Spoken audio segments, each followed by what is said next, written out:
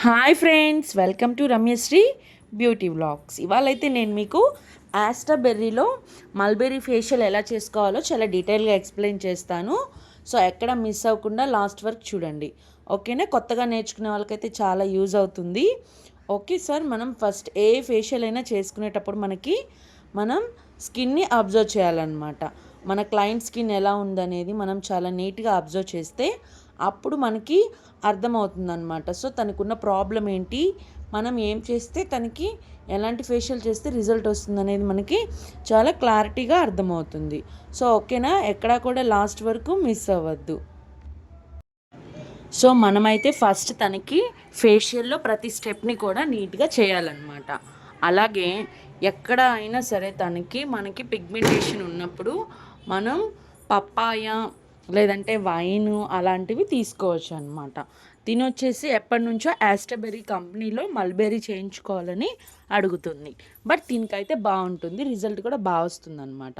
So ఇంకా ఇలాంటివి మంచి మంచి ఫేషియల్స్ మంచి మంచి స్కిన్స్ మీద మీకు చూపిస్తానమాట. ఓకేనా? సో మీరు కొత్తగా నేర్చుకునే వాళ్ళైతే చాలా బాగా ఉపయోగపడుతుంది. సో లాస్ట్ వరకు ఎక్కడ కూడా మిస్ అవ్వకుండా చూడండి. ఫస్ట్ మనం క్లెన్జింగ్ మిల్క్ తీసుకున్నాం అనమాట.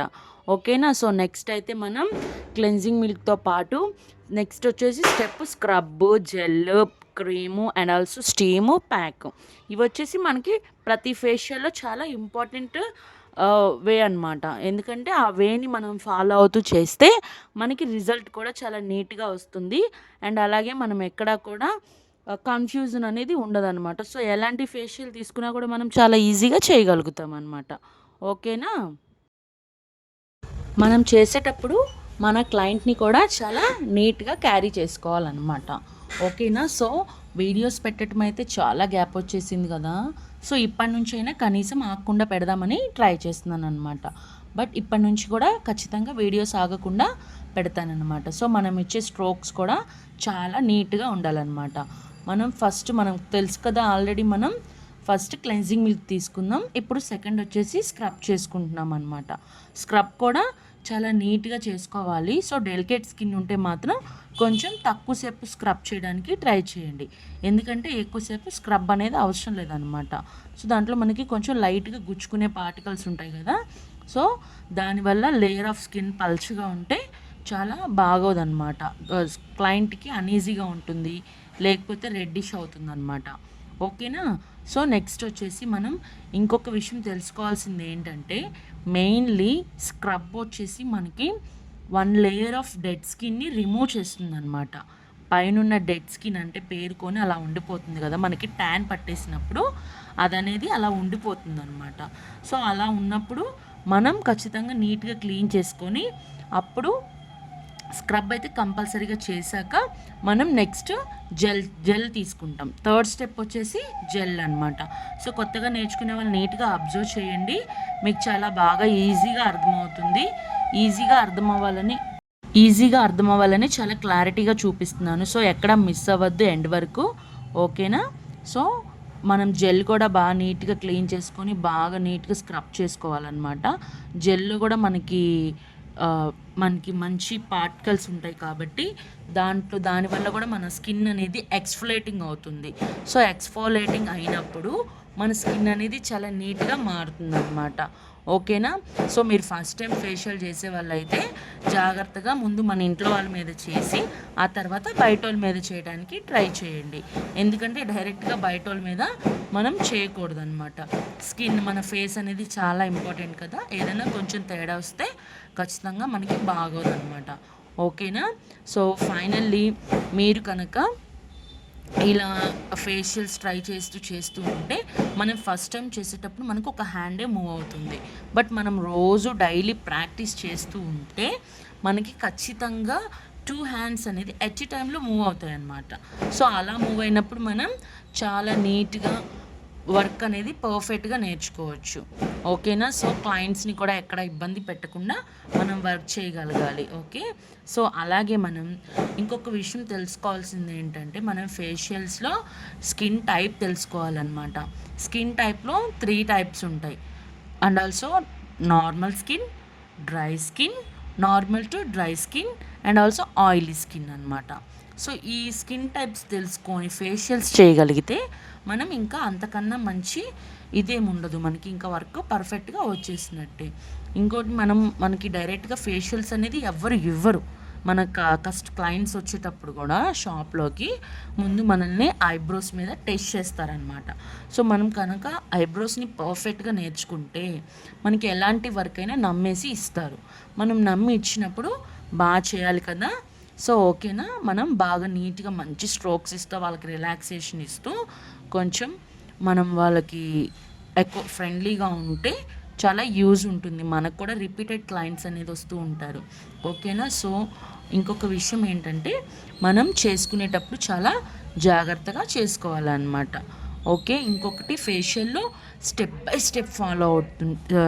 స్టెప్ ఫాలో అవటం వల్ల మనకి యూజ్ ఏంటంటే మనం ఎలా చేసుకున్న ఫేషియల్ అయినా సరే మనకి నీట్గా మంచి రిజల్ట్ వస్తుంది ఫైనల్లో. ఎప్పుడైనా స్టెప్ బై స్టెప్ ఫాలో చేస్తూ ఫేషియల్స్ చేస్తే కనుక మంచి రిజల్ట్ని మనం చూడగలుగుతాం అన్నమాట.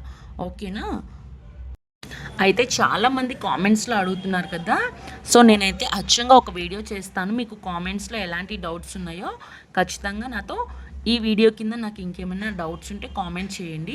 అలాగే నెక్స్ట్ మీకు ఎలాంటి వీడియో కావాలో కూడా మీరే చెప్పండి.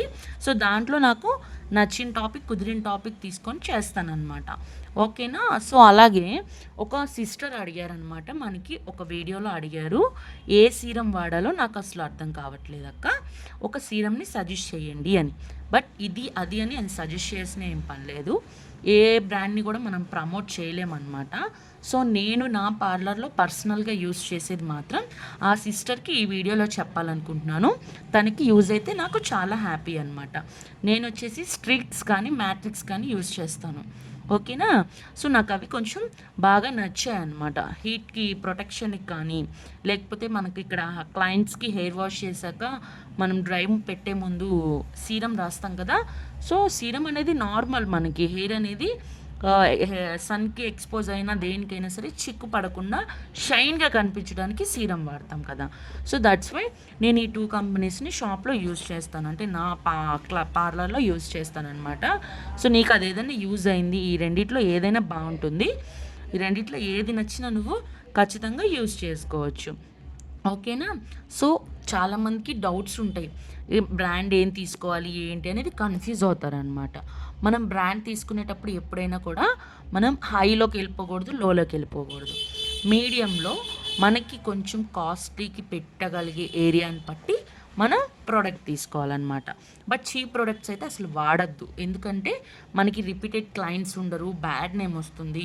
మనం ఈ వర్క్లో మన టాలెంట్, అంటే మనం ఎంత కష్టపడితే మనకు అంత మంచి పేరు వస్తుంది పార్లర్ వర్క్లో.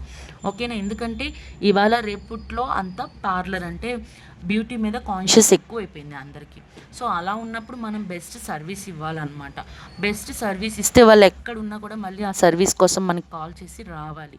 అలా ఇవ్వాలంటే ఎప్పుడు కూడా మనం చీప్ ప్రొడక్ట్స్లోకి వెళ్ళకూడదు. ₹1 తక్కువ ఉంది అంటే ఖచ్చితంగా దాంట్లో క్వాలిటీ లేదనే అర్థం.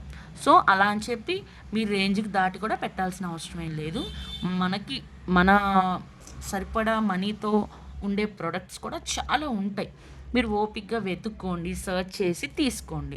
కొత్తగా నేర్చుకునే వాళ్ళకి, కొత్తగా తెలుసుకునే వాళ్ళకి, ఆల్రెడీ ఎక్స్పీరియన్స్డ్ అయితే మనం వాళ్ళకి చెప్పే పని లేదు, వాళ్ళకంటూ కొన్ని బ్రాండ్స్ ఫిక్స్ చేసుకొని ఉంటారనమాట.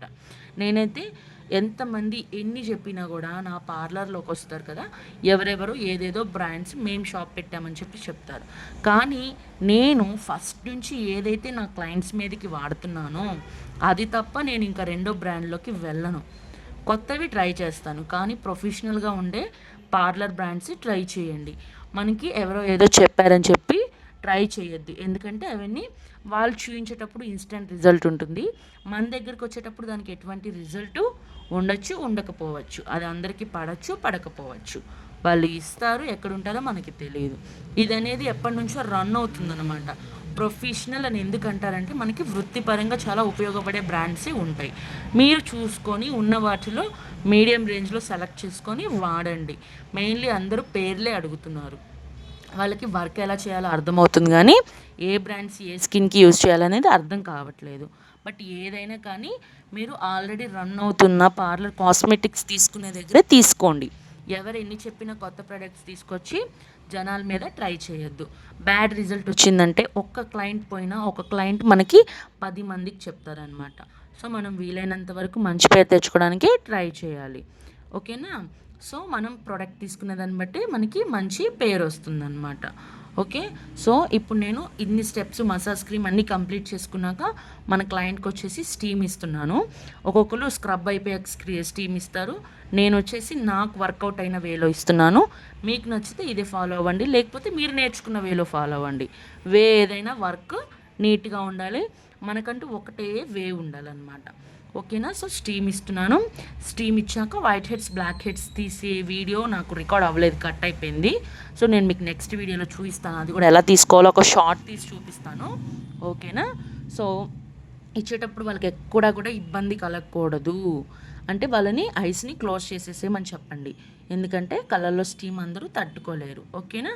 సో మనం ఫైనల్గా ప్యాక్ కూడా వేసుకున్నాం కదా, మనం ప్యాక్ వేసుకునేటప్పుడు కూడా చాలా నీట్గా అప్లై చేసేసుకోండి. ఇంకా ఏమైనా డౌట్స్ ఉంటే కింద కామెంట్ బాక్స్లో కామెంట్ చేయండి. ఓకేనా?